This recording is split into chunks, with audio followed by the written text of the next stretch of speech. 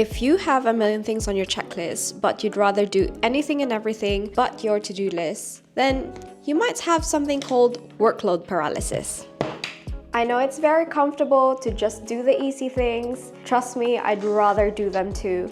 But if you want to progress and grow, we have to do the hard stuff. So today, I'm gonna guarantee that this will be the last YouTube video you'll ever watch about productivity. And get your butt off and start checking stuff off that checklist.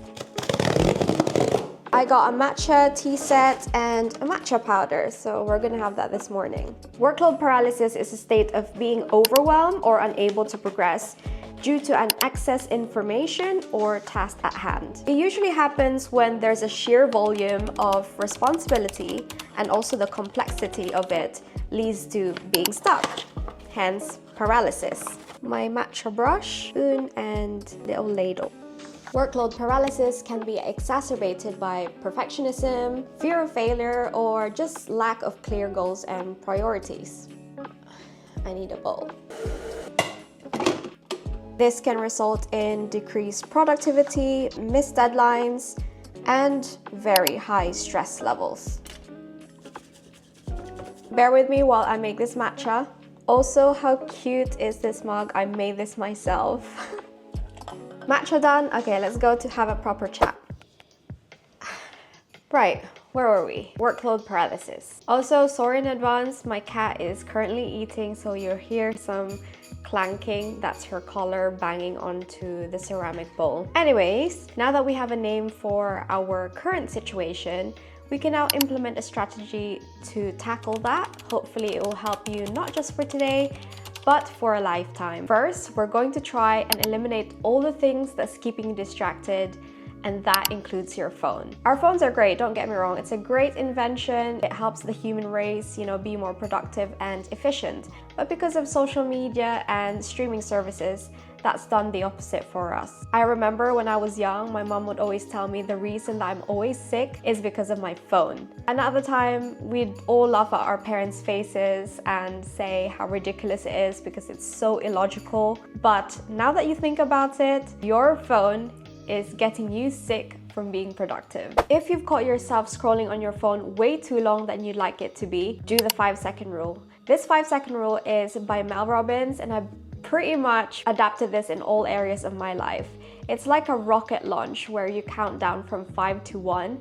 So 5, 4, 3, 2, 1, and then just stop scrolling. Set a timer for 20 minutes, put your phone face down, and turn it to DND, do not disturb mode. The moment that you press start on the timer is the moment that you start going through your checklist. So do the first thing that's on top of your checklist, whether that's doing your laundry or sending an email, anything to get you down through that checklist. And don't try and even look at the other things below those checklists because you're gonna get overwhelmed. Just look at one thing in the checklist and do it systematically. And within this 20-minute time frame, do not go on social media. Do not even get yourself a cup of coffee or tea, just a little toilet break. No, no, no, none of that. But the first thing on your checklist. Your main priority now is to complete that first thing on your checklist. Imagine if a bomb was about to go off in that 20 minutes. You're obviously going to prioritize the one thing that's going to save you. And right now, it's your productivity. Then once that timer is done, that's when you can grab yourself a cup of coffee, go to the toilet, or even scroll on social media.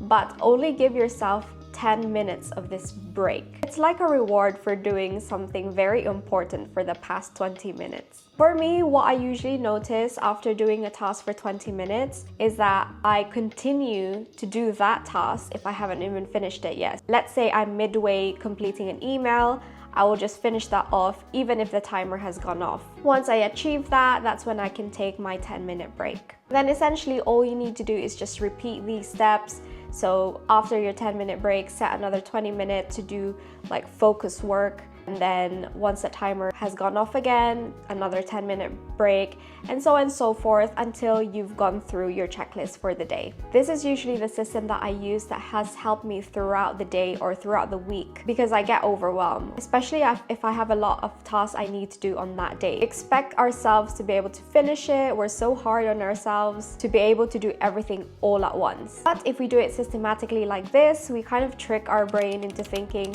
oh, it's actually not that bad. It's not as hard as you think it is.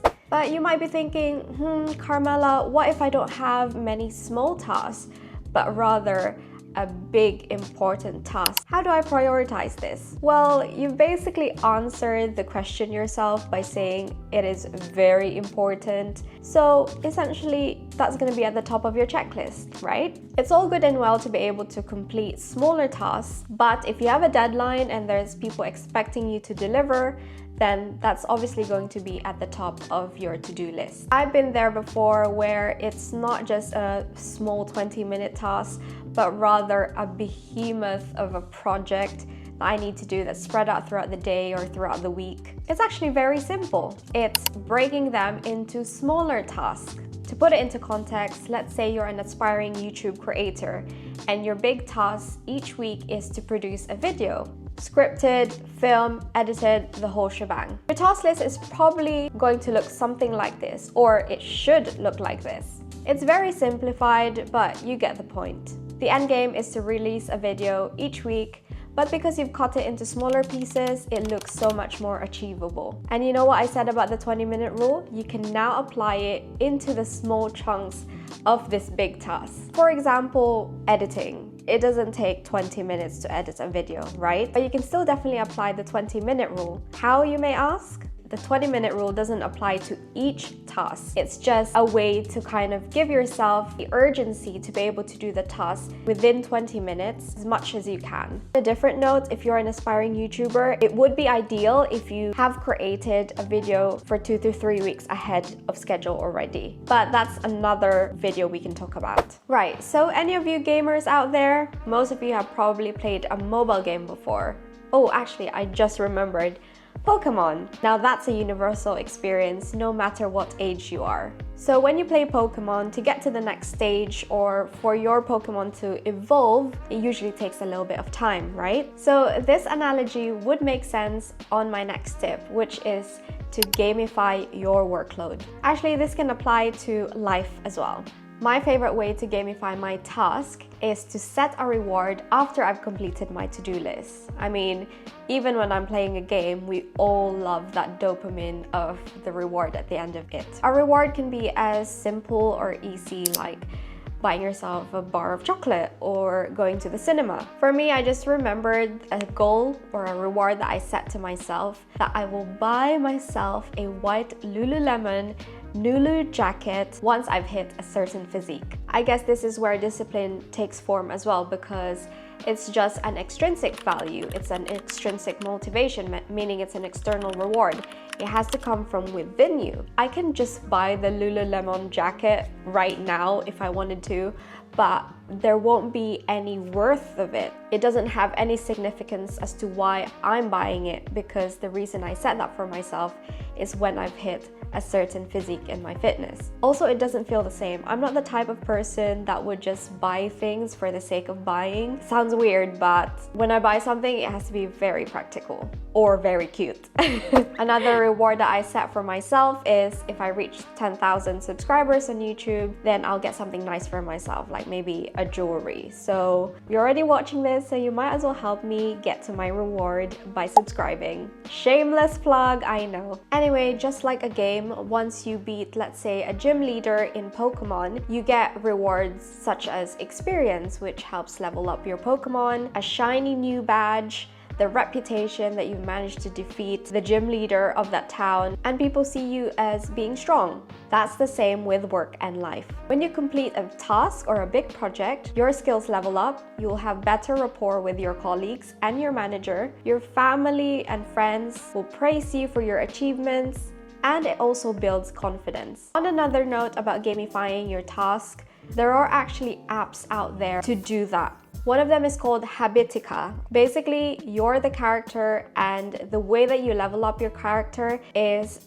the amount of tasks that you get to complete each day. And then you also get rewards for completing these tasks. Not only do you level up, but you also get some rewards and coins to buy pets or accessories for your character. It is so cool. It's a real life RPG, and the character is you. So my tips aren't actually rocket science tips. It's just simple things that I have implemented in my life which help me progress through my tasks or my day-to-day work. And it doesn't have to apply for just work strictly. You can adapt it to your day-to-day life when it comes to setting aside time for your hobbies or your fitness, for example, if that's something that you prioritize. I hope you guys found this super useful. If you have any tips yourself that helped you with productivity, leave them in the comment section below so the rest of the community are able to see what you guys do. Thanks for tuning in and chatting with me today. I hope you have a great and very productive week ahead. Until next time,